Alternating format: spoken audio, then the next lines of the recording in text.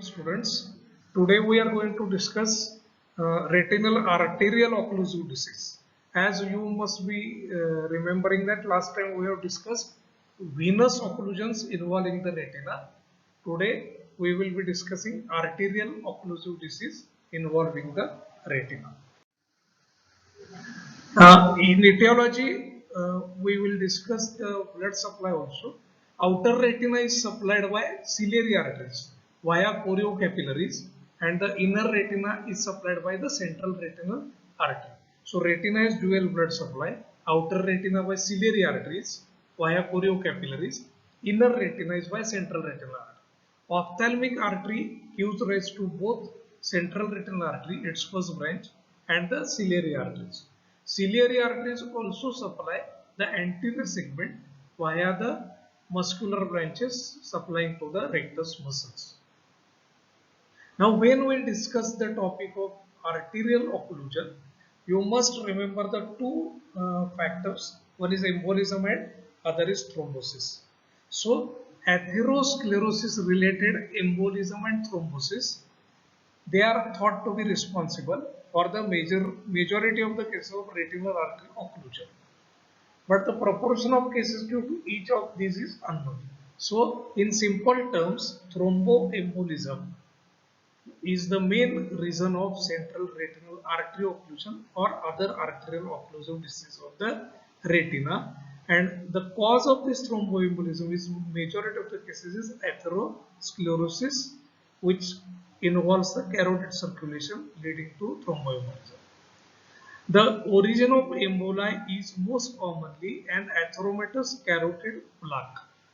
So the plaque gets dislodged, the plaque involving the carotid circulation, atheromatosis, gets dislodged and involves the retinal arterioles. The ophthalmic artery is the first branch of internal carotid artery. So embolic material has an easy route to the eye. So carotid atheromatous plaque gets dislodged, and the ophthalmic artery is first branch of internal carotid. So embolic material first goes to the ophthalmic artery, from there to the central retinal artery. Emboli can be of different types. When they are refractile yellow white, they are made up of cholesterol, they are known as Hollenhaus plaques. Whereas grayish, they are because of fibrin and platelet aggregates, or they can be white calcific, where they show non-scintillating white calcific particles. Rarely they are vegetations from bacterial endocarditis or cardiac myxomatous material, fat and others. So I will repeat this. Emboli can be of 3-4 types. Cholesterol emboli, they will look yellow white.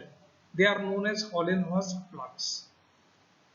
Whereas fibrin platelet aggregates, they will look like grayish. White emboli are generally calcific particles and they are non-scintillating, and there can be rarely vegetative or vegetations from bacterial endocarditis or cardiac myxomas, or emboli can be of fat and other types of emboli. Following diagnosis and initial evaluation by an ophthalmologist, many elements of the assessment may be carried out by specialists, stroke team, etc. Generally, these events are associated with systemic problems where patient is equally prone to stroke or myocardial infarction. So, initial evaluation of the ophthalmologist, he will have to guide patient to the systemic evaluation to the physician, and in combination with both ophthalmologist and physician, the patient's workup has to be done. Urgent specialist vascular evaluation within 24 hours is rapidly becoming the standard of care following a retinal arterial event, including a Morris's fugax.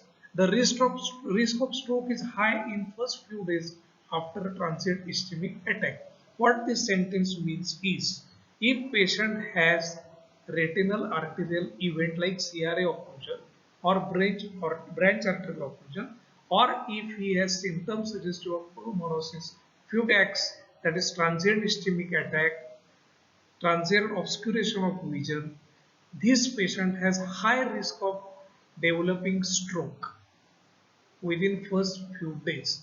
So these type of patients have to be referred to the stroke specialist within 24 hours and systemic treatment has to be started urgently. Amaurosis fugax is characterized by transient molecular loss of vision, often described as a curtain coming down over the eye. Absence of pain may be included in the definition. So you have to remember one particular condition which is known as amaurosis fugax. It is monocular transient loss of vision lasting for a few seconds to few minutes, and it is described as a curtain coming down over the eye, and it is generally painless. So my question here is to find out the differential diagnosis of amaurosis fugax. What are the different conditions in which patient presents with amaurosis fugax and their workup to be done in a case of amaurosis fugax. This question is for both UG and PG students. They will work out in details about amaurosis fugax. Now coming to central retinal artery occlusion. It is a dramatic event. Patient presents with painless monocular sudden loss of vision, and it is the patient is very anxious as the vision loss is drastic. So here again the question will come of differential diagnosis of painless sudden loss of vision affecting one eye. So maybe this is repetition, but all the students UG and PG will give answer to this question. Differential diagnosis of painless monocular sudden loss of vision. So patient presents with sudden loss of vision, painless in one eye. Now the obstruction may affect the central artery itself. If the central retinal artery is affected, entire retina is involved, and if the peripheral branch of the arteriole is involved, the effects of vision loss are localized. It is not total loss of vision, but the area of the retina suffering will present the typical field defect involving that particular area. Central retinal artery occlusion is nearly always at the lamina cribrosa. So the artery gets blocked at the level of lamina cribrosa, where the vessels normally become slightly narrow. Now such an accident causes sudden and complete retinal ischemia, and this tissue rapidly dies. So the loss is very serious. There is sudden and complete retinal ischemia causing gross reduction of vision in these cases. Sudden profound loss of vision, painless except in GCA, giant cell arteritis will have painful sudden loss of vision, whereas otherwise it is a painless. Although when the causative factor is minute emboli, premonitory obscuration of vision may occur. Means what? If there is embolism is the cause, there will be premonitory amaurosis fugax patient will have. Now RAPD is profound, sometimes total. So there will be gross RAPD type of pupillary defect, and if there is total ischemia of the retina is setting in, that pupil will become dilated and fixed later on. Amaurotic pupil. Larger arteries are on fundoscopic findings. The larger arteries will be looking like thread, white, and smaller are invisible. And the veins will show little alteration except on the disc where they are contracted. So arterioles will be reduced to threads, smaller arterioles will be invisible, and veins will not be affected except on the disc where they are contracted. Within the few hours, retina loses its transparency. Retina will become opaque, will lose its transparency, and will become milky white, especially in the neighborhood of the disc and macula. At the fovea centralis, where the retina is extremely thin, the red reflex from the choroid is visible, and appears as round cherry red spot. So fundus picture of cherry red spot is extremely important in diagnosing central retinal artery occlusion. Now, why there occurs central cherry red spot at the macula? Surrounding retina has become milky white and edematous because of the ischemia. So, as surrounding background becomes white, underlying choroid is now becomes prominently visible, and this prominent choroid will give rise to the appearance of cherry red spot. The cursor shows the cherry red spot at the macula. So this is an optical phenomena which give rise to the appearance of cherry red spot at the macula, which is characteristic of diagnostic of central retinal artery occlusion. Here my question to both UG and PG is give differential diagnosis of cherry red spot at the macula. One is central retinal artery occlusion. Now you will have to enumerate all the conditions which gives rise to cherry red spot at the macula with their pathophysiology, how there occurs appearance of cherry red spot in each condition. Now when obstruction to the blood flow is not complete, there is incomplete obstruction, flow gets partially restored in the course of few days, in which case gentle pressure upon the globe may break up the column of venous blood into red beads separated by clear interspaces. The beads move in a jerky fashion through the vessel, sometimes in the normal direction of blood flow, sometimes in the opposite direction, giving appearance of cattle truck appearance. There is a segmentation of the blood column, whereas in between the clear blood flow is seen, and in the other part involved shows beads moving in a jerky fashion. This appearance is known as cattle truck appearance. Veins are easily emptied of blood or arterial pulsation is produced by slight pressure on the eyeball.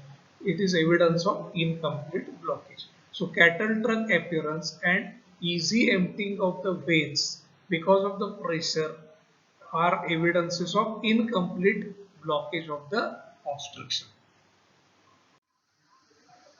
White appearance of the retina takes several weeks to clear up, but eventually the membrane regains its transparency and appears normal. It is, however, completely atrophic apart from the outer layers which receive their nourishment from the choroid. Though the white appearance gets abolished over later on, ultimately inner layers of the retina become atrophic. Outer layers continue to receive their nourishment from the choroid. Vessels are contracted or reduced to white threads, although some of them refill at a later stage due to establishment of the feeble collateral circulation through an anastomosis which the ciliary system around the disc. So vessels get contracted or become white thread-like. Some of the vessels may get refilled afterwards due to establishment of collateral circulation. Disc becomes atrophic. This is known as vascular atrophy of the optic disc, or is also known as consecutive type of optic atrophy. Pupillary direct reaction is absent and there is vision is reduced to no light perception or projection. OCT may show highly reflective embolic plaque within the superficial optic nerve head. So, embolic plaque may be seen on the disc OCT. Electroretinography helpful to establish the diagnosis if in doubt, particularly to distinguish from optic nerve disease. Typically, its signs are subtle, a diminished B wave is present. In some cases, certain degree of central vision persists in spite of apparent complete occlusion of the central artery. This is due to presence of cilioretinal arteries. This I will elaborate further. Some percentage of patients have aberrant vessel which is known as cilioretinal artery.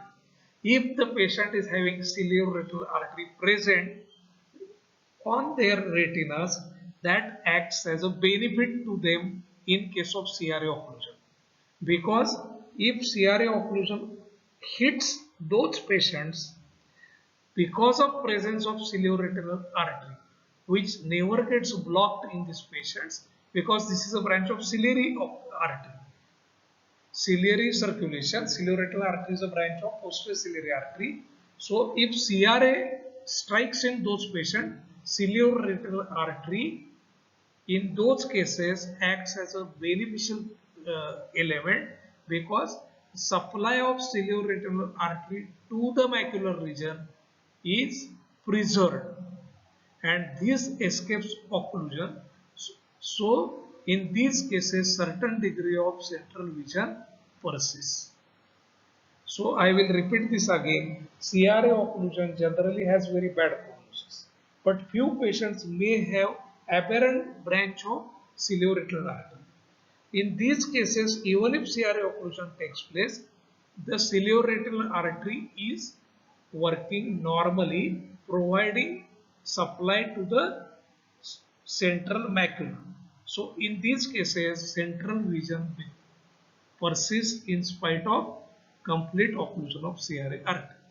So remainder of the field of vision is lost and very rarely cilioretinal artery alone becomes blocked. There in those cases there will be central vision defect. Management as the case is sort of emergency, it has to be managed on emergency basis. Patient should be seen by ophthalmologist after 3 to 4 weeks and a minimum of twice subsequently at monthly intervals in order to detect incipient neovascularization, particularly of the anterior segment. So this management is long term. You will have to watch for the neovascularization of the iris involving the leading to neovascular glaucoma as a late complication of CRA occlusion. And if there is development of NVI, PRP should be performed, that is pan-retinal photocoagulation.